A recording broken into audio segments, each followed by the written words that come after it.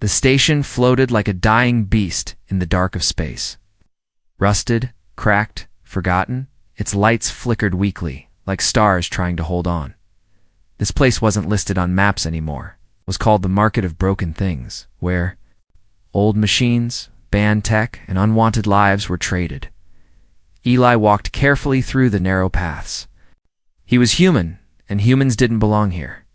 The air smelled of oil, smoke, and something worse, something like sadness. His boots crunched over broken metal parts, and glowing alien eyes watched him from the shadows. No one smiled. No one spoke. Eli kept his head down. He was just here to find an old power core for his shuttle, something cheap, something that worked. That was all, until he heard a voice. By my mom. It was soft.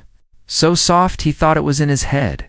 He turned. A little alien girl stood behind him. She couldn't be older than 6, though Eli wasn't sure. She had pale blue skin, glowing teal eyes, and long messy hair tied with a wire string. Her feet were bare. Her dress was torn. A shock collar blinked red around her thin neck. Please, she whispered again, stepping closer by my mom. She'll feed me, I promise. Eli froze. What did you say? The girl looked up, her eyes big and desperate. She's not bad, just sick. I'll be good. Just take her. She grabbed his hand and tugged. Her fingers were freezing. Before he could speak, she pulled him toward a side alley, away from the noise, the light, the tech sellers. He followed, heart pounding. This part of the station was darker, colder. A torn curtain hung in front of a cracked wall. The girl slipped through a gap and waved him in. Inside, it was quiet, and there in a small metal cage, curled up like an animal, lay her mother. She was tall but thin and shaking. Her skin, same pale blue, was bruised and scratched. Clothes were ripped leather, too tight now on her starving frame. Her long white hair was matted. A bigger collar, heavy and cracked, wrapped around her neck. Her eyes were closed. She's sleeping, the girl whispered. But if she gets food, she'll wake up. Eli stepped closer. The cage was old, rusted, the lock weak. Her breathing was shallow, almost gone. This is wrong, he said, looking around. Where's the cellar? Who put her in here? The girl bit her lip. The trader says she's broken, so no one wants her. But she's not. She's just tired. She's not a thing, Eli muttered. You'll take us. Her eyes lit up just a little. I can work. I'm small. I can clean. I'm not, he stopped. What was he doing? He knelt down in front of her. What's your name? The girl thought for a second. He called me Six, but my mom called me Luma. Eli looked at the cage again. He couldn't just leave. Not after this. He stood. Wait here. Stepped outside and walked to the nearest stall. A heavy-set alien with 3 eyes sat behind a pile of stolen tech and half-melted parts. The female in the cage, Eli said. How much? The alien looked up, annoyed. The fighter. Useless. Damaged. You want her? Yes, the alien shrugged. Give me that fusion cell on your belt and 5 ration packs. Take the little one too, a bonus. Eli hesitated, but that cell was for his ship. His only way off this station. Fine, he said. Throwing the cell and the packs onto the table, the alien grinned and pressed a button. A beep came from the back room. She's yours now, human. Don't bring her back. Eli returned. Was already inside the cage, trying to shake her mother awake. She's still breathing, Luma said softly. I knew you'd come. Eli bent down and broke the cage lock with a metal rod. The door squeaked open. Gently he lifted the woman in his arms. She was light, too light, like a shadow. Luma walked beside him, holding her mother's hand the whole way. They reached his small living pod on the outer ring. It wasn't much, a single cot, a heater, and a small locker of food. Eli laid the mother down and wrapped a blanket around her. Luma curled up beside her, eyes closing. As Eli stepped back, something inside him shifted. He didn't know who these two were, why they mattered so much, but he knew one thing. He couldn't leave them behind, and from the shadows, something watched them. and sent out a signal. Eli had made mistakes before, but never one that breathed. Now one lay on his cot, wrapped in a blanket, barely alive. And the other, her daughter, sat beside her, eyes wide open, hands gripping the edge of the bed as if letting go would make her vanish again. The room was silent, except for the faint hum of the old heater and the raspy breath of the alien woman. Eli didn't even know her name. He leaned against the wall, hands on his knees, mind spinning. He had traded away the fusion cell, the only thing that could power his ship's jump drive. Without it, he was stuck on this dying station. But what haunted him most was the look in the girl's eyes. Not fear. Hope. Hours passed, he managed to warm some soup. It wasn't much, but it smelled better than anything in the lower markets. Luma sniffed the bowl and whispered, "Can I give it to her?" He nodded. Luma lifted the spoon to her mother's lips. For a moment, nothing happened. Then her mouth twitched, her throat moved. A weak swallow. "She's eating," Luma whispered, a shaky smile forming. Eli sat down. "Do you know her name?" Luma nodded. "She used to be strong. Before they took her, who took her? The people who said she was dangerous. She tried to fight them, so they made her quiet." Eli looked at the thick collar still around Vale's neck. Old military tech, illegal on every planet he'd been to. A blinking red light pulsed slowly from its side. That collar. "It's tracking her," he muttered. Luma nodded again. "She said they always want to know where she is, even if they don't want her." Eli stood up. That meant they were in danger. This wasn't just a mother and child running from poverty. This was someone important. Eli found his old toolkit. He knelt beside the bed and examined the collar. It was fused to the skin, scarred around the edges, like it had been put there in pain and kept there by force. He reached for a small scanner. The moment it beeped, Vale's eyes snapped open. Her arm moved fast, too fast for someone starving.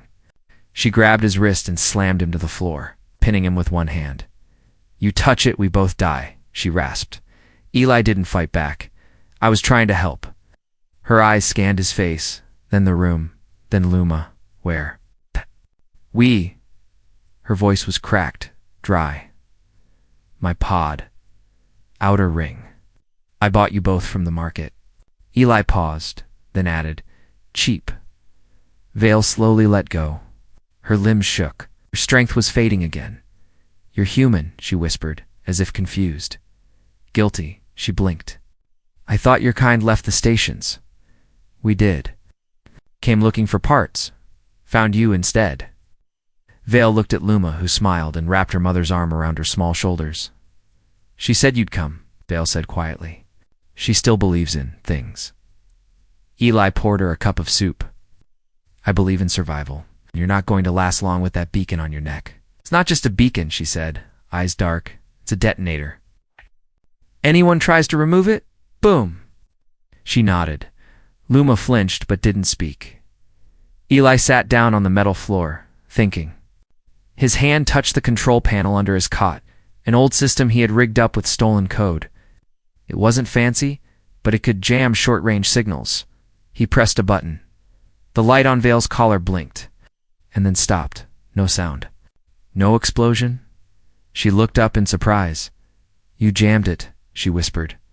"For now," Eli said, "but it won't last. Whoever's tracking you might already be on their way." Vale looked down. "They won't come to rescue me. They'll come to end me." Eli leaned forward. "Why?" she hesitated. "Because I know something they want buried." Before he could ask more, his pod lights flickered. Someone was tapping into the power grid close. A message popped up. On his old com screen, "Unauthorized life form detected in pod 17B. Station admin en route." "They found us," he whispered. Vel stood, wobbling but steady. She reached for the rusted combat knife still strapped to her thigh, unnoticed until now, even half dead. She looked like someone you didn't want to fight. Eli grabbed his coat and tossed a thermal blanket to Luma. "You're not dying here," he said firmly. "You saved your daughter? Now, let me save you." The door buzzed.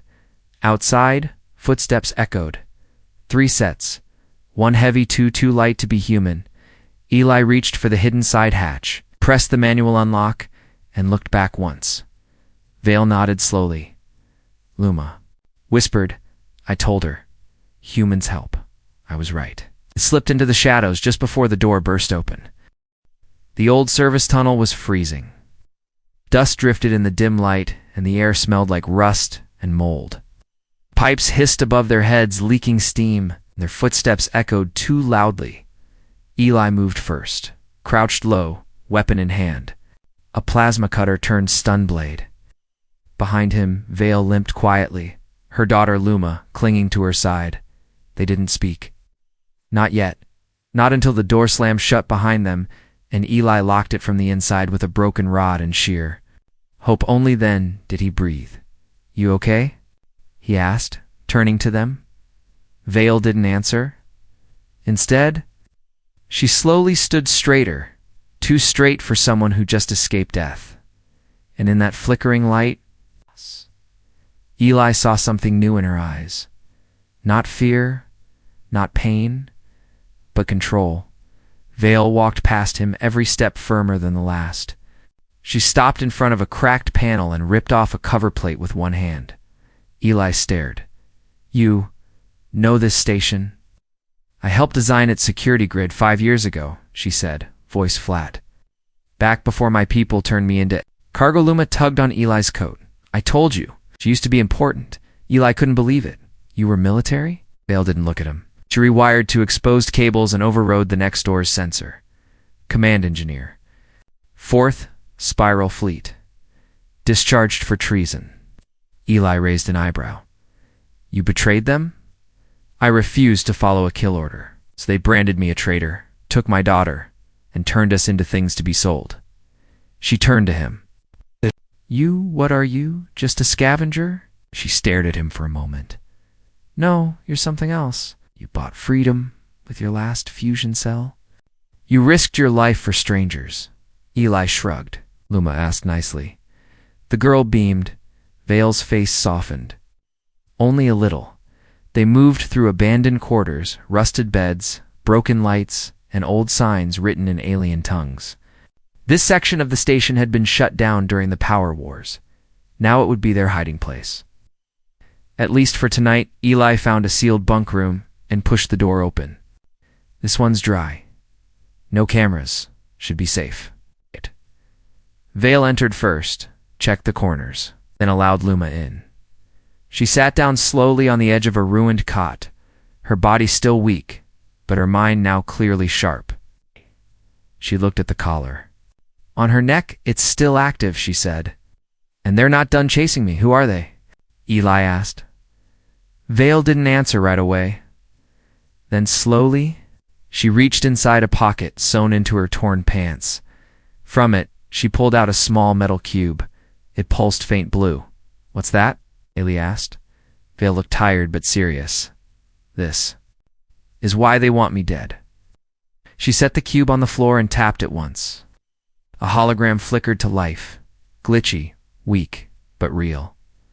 It showed a star map, systems, outposts, a glowing red sector marked with blinking lights, Vale explained. In a whisper, this is a weapons route. One my commanders denied existed. They sold forbidden arms, bioweapons to our enemies for credits and power. I found the proof. I tried to report it. That's when they took me. Eli stared. You were silenced, because you tried. To stop a war?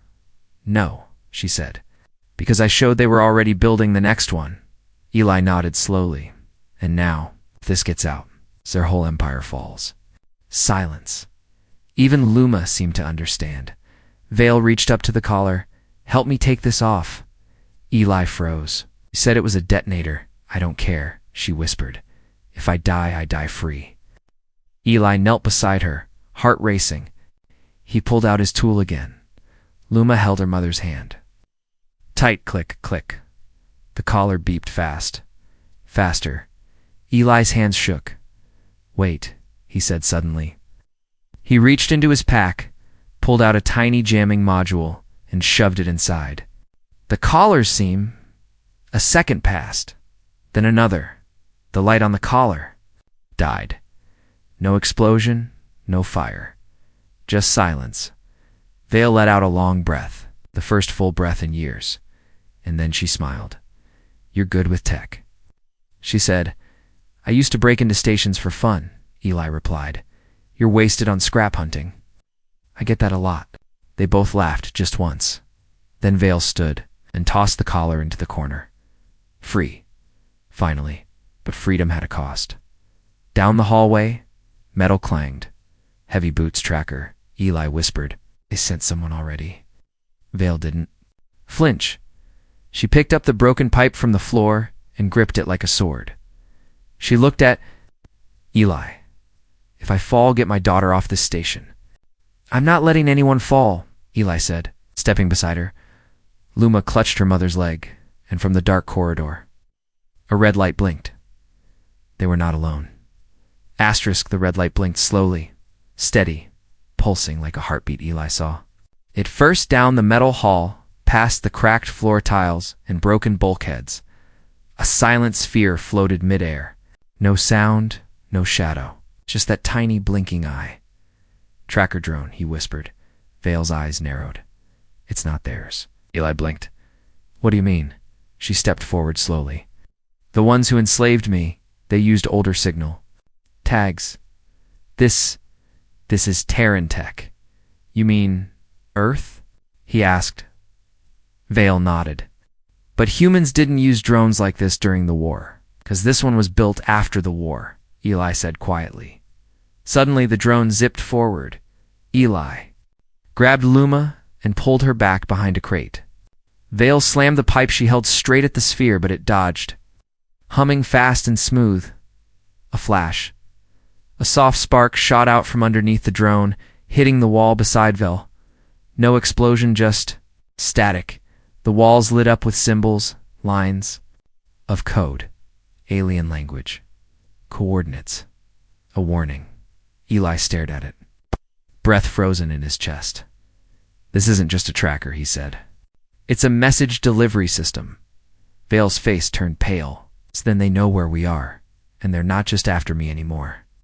The drone powered down midair and dropped to the floor with a clank. Eli walked over, kicked it aside, and opened its casing. Inside, a cracked Terran military seal from the Black Star Division. His blood turned cold.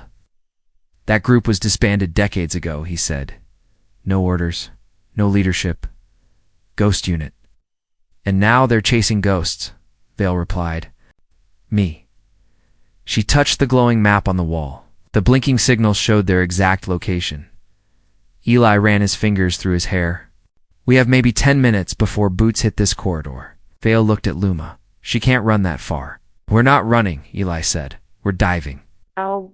He led them down 2 levels, past sealed blast doors and emergency ladders. Everything creaked. The deeper they went, the colder it got.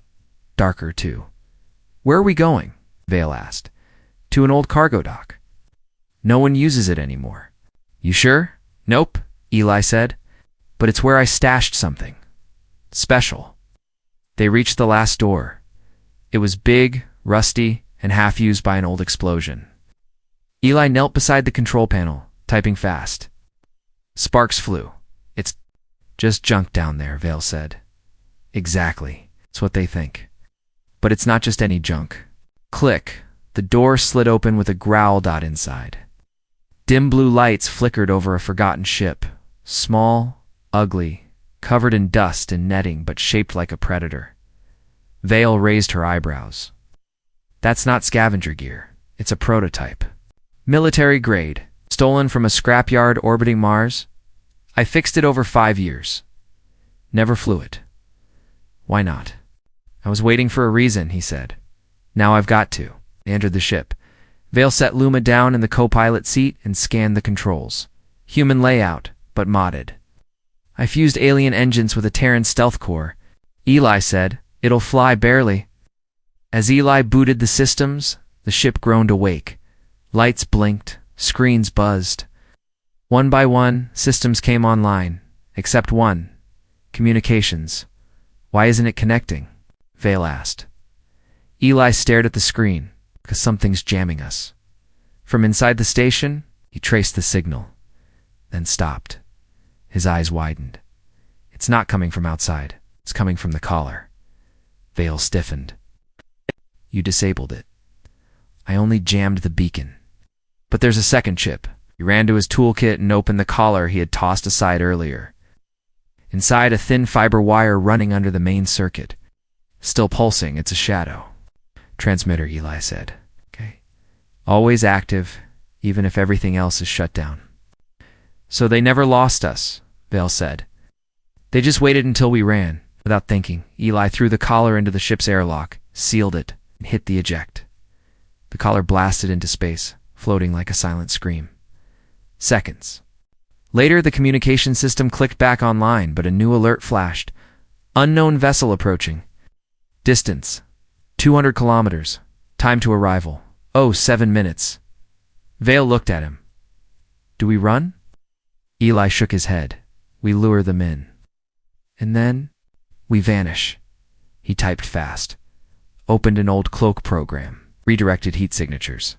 Shifted the ship's ID. Can your people track synthetic biosignals? He asked. Yes. Good. Because I'm about to fake yours and send it to Dock 12. They'll think I'm hiding there. Vale said slowly. And will be. Slipping out the garbage shaft? Eli smiled. She stared at him. You're not just a scavenger, he smirked. Told you I get that a lot. Just before launching, Vale sat beside Luma. The girl was already asleep, head resting on her lap. Vale whispered, You saved us again. Eli started the engines. Not yet, but I will. The ship lifted, and behind them, deep in the broken station. 2 enemy ships docked at Dock 12, right where the fake signal pulsed loud and clear. They had taken the bait. The stolen ship shook as it slipped through the narrow garbage shaft, walls scraping the hull like claws. Eli gritted his teeth and kept his hands steady on the controls. They had faked Vale's biosignal, sent it to Dock 12, and now 2 Hunter ships were tearing that sector apart. Almost through, he muttered. Behind him, Vale held Luma close. The girl was still asleep, unaware of how close death had come. Vale's eyes never left the window. Eli glanced back. You trust me yet? Vale didn't smile. No, but you haven't failed us. Not yet. Then the ship broke free into open space. Eli let out a long breath, but the warning light on the console blinked red. Pursuit detected. 1 vessel. Direct path. Eli slammed the dashboard. They didn't all fall for it. The enemy ship came into view, black, fast, and shaped like a blade. A Sever-class tracker. Old but dangerous. Not built for war. Built for elimination. Vale squinted. Only 1? Probably thinks that's all it needs. Eli dove the ship into a debris field. Broken satellites. Mining chunks. Floating. Crates of old tech. The enemy followed close, weaving through wreckage like it knew the path by heart. This thing's fast, Eli said. Faster than us. Vale stood behind him, and we outsmart it. You got a plan? She nodded. Put me in an escape pod. Eli spun around. What? Launch me in the other direction. They want me, not the girl, not you. Let them chase the bait. No, you don't have a choice. Yeah, I do, he said. I'm choosing to not throw, the only reason Luma's still smiling out into space. Luma stirred and sat up. Are we safe? Eli forced a smile. Almost Vale knelt beside her. Listen, Luma. If I have to go, you promised you wouldn't leave again, Luma cried. Not ever. Vale froze. Eli saw it, the warrior. In her armor breaking? We're staying together, he said. I'll make sure of it. Then the ship jolted. They'd been tagged. The Sever-class launched a signal spike, magnetizing the ship's hull. Pulling them like a fish on a line. Eli flipped switches, rerouted power, reversed thrust. Nothing worked. Okay, he said, voice tight. New plan. He stood, opened a hidden panel under the cockpit floor, and pulled out a strange device, rough half-wired, glowing blue. Vale raised an eyebrow. What is that? Experimental? It creates a feedback surge. Fries anything using lock-on. Tech, it might also fry us. Vale stared at him. Do it. He looked at Luma. Go sit in the shielded locker, right now. She obeyed. Eli pressed the core against the side. Panel, the device screamed, then exploded in sparks. Every light on the ship went dark. Silence. The Sever class didn't expect it. It lost lock on its eye. Confused, stalled, just for a second. That was all Eli needed.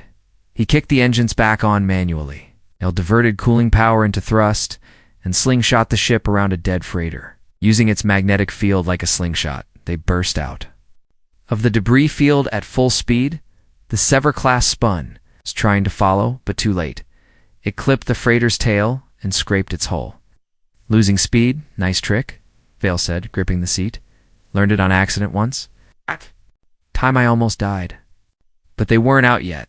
The Sever class recovered. It fired a plasma bolt hit the back of their ship hard. Sparks flew. Warning lights screamed. Rear shields gone, Eli shouted. Hull integrity dropping. A second blast came, but Vale was already moving. She grabbed the loose armor plate Eli kept under his seat, tied it around her chest, and opened the rear hatch. Eli spun around. What are you doing? She didn't answer. She ran into the cargo bay, grabbed the emergency release lever, pulled it down hard. The blast shield opened. Cold vacuum rushed in, but not enough to suck her out. She stood, in full view of the enemy ship exposed. A glowing shape. Arms raised, daring them to fire. The Sever class hesitated, their scanners confirmed. It was her, but she was alone, exposed, no child, no data. No. Ship tech. Just her. Eli watched from the screen. Don't do this, he whispered. Then the Sever class powered down its weapons. Vale turned, eyes glowing like fire. They won't shoot. Not without the cube. Not without Luma. They'll follow us. Then we finish this, she said. Eli fired up the ship's final core, a last resort burst engine meant for emergencies. Where are we going? Vale asked. Where no one dares follow. He pointed to the map. A dead system. No suns. Number: colonies. No reason to visit. But Eli had one. That's where I buried something, he said. Something they don't want me to remember. Vale stared at him. You too. Eli nodded. I've got secrets, same as you. They jumped, and space behind them collapsed in static. The Sever class stayed behind. But its message was already sent. The galaxy now knew Vale was alive, and the human with her. Wasn't just a scavenger anymore. Asterisk, the ship drifted through black space, quiet, endless, cold. There were no stars here, no planets, only shadows. This part of the galaxy was called Dead Reach, a system so empty, even pirates stayed away. Some said it was cursed. Others claimed it was where machines went to die. Eli called it something else: safe. Inside the ship, lights flickered weakly. Fuel was almost gone. Hull damage was bad. But they were alive. And for now, no one was chasing them. Eli sat in the pilot's chair, arms crossed, staring at the blinking red alerts on every screen.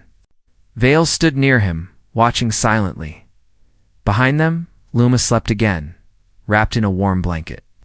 Curled up on a folded coat, neither of them spoke for a long time. Then Eli said, "There's something here, and I need you to see it." They docked. The ship to a floating wreck, a massive cargo barge Eli had found years ago, its ID burned off, records deleted. He had repaired a few of its hidden systems and turned it into his own vault. No one knew it existed. Until now, he led Vale into the dark corridors.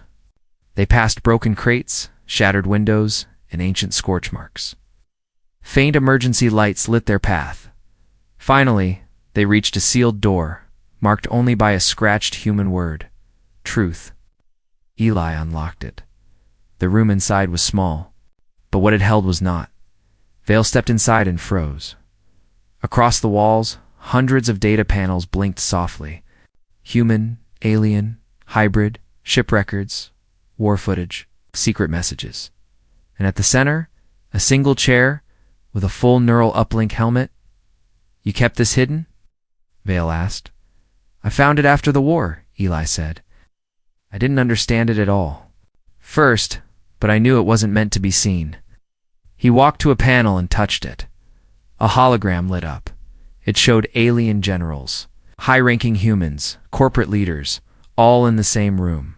A human voice said, "So the war continues. As long as both sides bleed, we profit." Vale stepped back in shock. "You're telling me the war was controlled?" Eli nodded. "Manufactured. On both sides, weapons were sold. Soldiers were puppets. Victories were scripted. Losses planned. Millions died. They didn't care." Vale walked to another panel, one marked with her own name. She pressed it. A file opened, showing her fleet, her mission, her crew, and a voice recording. If Commander Vale refuses the culling order, activate her collar and remove her from command. Frame her as a traitor, erase her. Vale's hands curled into fists. Her eyes burned.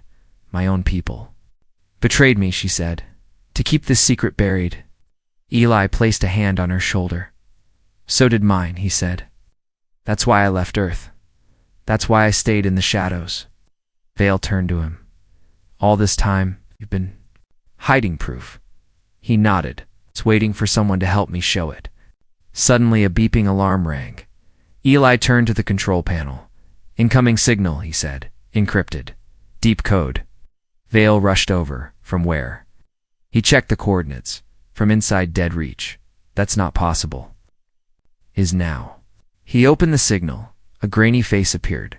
Alien, older. Eyes full of regret. It spoke in Vale's language. "Commander Vale, if you are hearing this, then I have failed. I tried to stop the purge, but they overruled me. They erased your name, your daughter's records, and declared you lost in action." Vale's breath caught. The voice continued. "You were right about the arms. You were right about everything. But truth alone won't save you. You must act before they silence you again. Deliver this to the free systems. Let them see." The message ended. A final set of coordinates blinked on screen. Eli stared. "That's halfway across the galaxy." Vale nodded slowly. "It's the free systems still remember me. If we get this data there, the whole galaxy will know the truth." Eli frowned. "And if we don't, they'll keep rewriting history, and we'll stay ghosts." He leaned on the console. "They'll kill us before we ever get there." Vale turned to him. "Then we'll die fighting." A crash shook the old cargo bay. Alarms screamed. Eli checked the sensors. No. He turned pale. A ship had found them, but not just any ship. A black dreadnought. Massive. Silent. Shaped like a blade of judgment. It had no flag. No call sign. Only one thing marked its side. The severed eye. Vale whispered. "That's the one they send when secrets must die." Eli backed away. "Then they know everything." Inside the cargo vault, lights flickered. Luma woke up, rubbing her eyes. "Are they coming again?" she asked softly. Eli crouched beside her. "Yes, but this time they're afraid." Luma blinked. "Of us?" Eli nodded. "Of what we know." Vale stood tall, eyes blazing. "We leave in 5 minutes. Upload the files. Power the ship. Set course for the free systems." "And if they block us?" Eli asked. She picked up her blade. "Then we cut through." The black dreadnought loomed outside the wreck, silent and monstrous, like a shadow given shape. Inside the cargo vault, alarms screamed louder now. The stolen ship groaned under stress, its engines not made for one more jump, let alone a battle. Eli wiped sweat from his brow.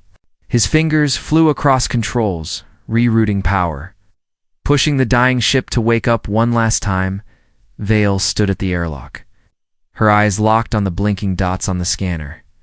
"They've launched interceptors," she said. 5... ... Maybe 6. Small but fast. "They'll try to stop us before we jump," Eli said. "They want us dead, not missing." He looked back at her. "We still have a choice." The ship's nav screen blinked. 2 routes available. Route 1. Straight line to the free systems. Fast, direct, but right through the dreadnought's reach. Survival chance, less than 5%. Route 2. a long curved jump across an old gravitational loop. 3.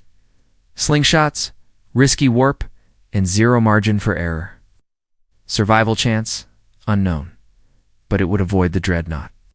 Barely, Vale stared at both options, then at Luma, buckling herself into the co-pilot seat, her tiny hands shaking. Eli didn't say anything. He let her decide. And Vale spoke one word. Second. Eli punched in the coordinates. The ship's engines roared. Electric sparks flew. Fuel dropped critical. The stolen prototype shivered as if afraid, and then jumped. The dreadnought fired. Missiles screamed through space, chasing them. 1. Struck the outer hull. Warning lights flared. The jump still held. Inside, the ship shook like it was falling apart. Ow. Luma screamed and gripped her seat. Vale held her close, shielding her body with her own. Eli grit his teeth. Almost. Almost. Come on, you beautiful piece of junk. The jump tunnel split. 2 paths. One decayed the other. Collapsing, the ship was being torn between them. Eli made the only move he could. He cut power for 1 second. Everything went dark. Then light exploded outside. They burst through the tunnel, flung out over a wide blue planet with glowing rings and twin moons. A free systems outpost blinked in orbit. The ship coasted, burning, rattling, nearly dead. But alive, Vale gasped. You did it. No, Eli said. We did. Communications crackled. A voice spoke. Unknown vessel. Identify yourself. Vanify yourself. This is Commander Vale of the 4th Spiral Fleet. Presumed dead. I am alive. And I bring truth. A pause. Then transmission received. Docking clearance granted. Welcome home. Hours later. Inside the Free Systems Command Hall, Vale stood before a circle of leaders, human, alien, hybrid, all watching in silence. Eli stood beside. Her dirty, exhausted, but calm, and Luma, clean now, dressed in soft clothes, sat on a chair with warm food in her lap. Vale placed the memory cube on the center podium. This is the proof of corruption, she said. Of war made for profit. Of lies that killed billions. Why now? One counselor asked. Because this man, she said, pointing to Eli, chose to believe my daughter when no one else would. He didn't ask for payment. He didn't ask for power. He just helped. They turned to Eli. He shrugged. I just fixed a broken engine. The cube activated. Holograms flickered. Leaders caught on tape. Secret meetings. Orders to erase lives. Gasps filled the chamber. And then, silence. Do you understand what this means? Terran Admiral said. This could collapse empires. Oh, nodded. Let them fall. Weeks later, news spread faster than light. Whole systems rebelled. Puppet rulers vanished. Soldiers laid down their weapons, realizing they were used. And one name kept returning in the whispers. Vale, the returned, but not alone. With her, the human who shielded her in a quiet garden outside the Free Systems capital. Eli stood looking at the stars. Clean shirt, new boots, same look in his eyes. Vale joined him. They offered me a fleet, she said. Are you taking it? I asked for something else. Eli raised an eyebrow. She smiled. A ship. One that can go anywhere. No orders. Number. War. Just help people who need it. He nodded. You'll need a good pilot. I already have one. Luma ran to them with a datapad. Mama, they showed your face on the news. They called you the Mother of Light. Vale laughed. Do you like that name? Luma shook her head. No, you're just Mama. She turned to Eli. And you're still the guy who fixed our soup heater wrong.